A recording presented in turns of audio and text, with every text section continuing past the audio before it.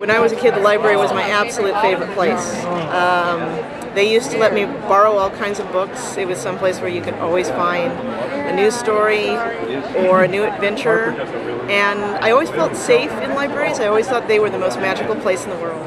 Oh, my father was an English teacher, and so he started me at, oh gosh, I don't remember a time when I didn't read or was read to. So a library was more like a place to foster an expansion of reading and learning to read harder books because, my father tended to read easy books. And then as I got older, the library allowed me to read harder and harder books and things that I was interested in instead of just what my dad wanted me to read. I've always used a school library. I still use libraries, public libraries, school libraries. School library was always a great place to find pretty much any answer you needed.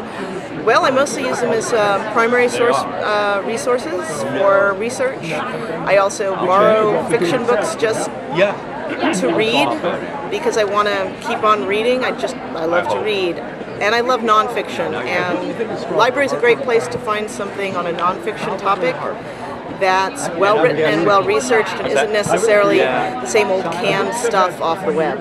I think it's terrible. I think they should be one of the last things cut, and that we really need libraries more than a lot of other resources, because if you can read, you can expand your horizons, you can teach yourself, you can go beyond the limits that are put on you by everything else around you.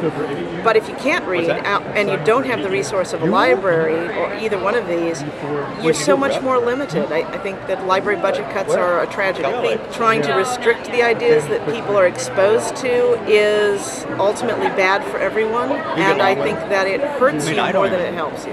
Well, I'm revising book 8 in the Grey Walker series, which will be coming out in August of this year, and I'm working on a proposal for a new series, which I can't discuss in too much detail. I'm also working on a couple of other non-book projects, including what we hope will be a graphic novel.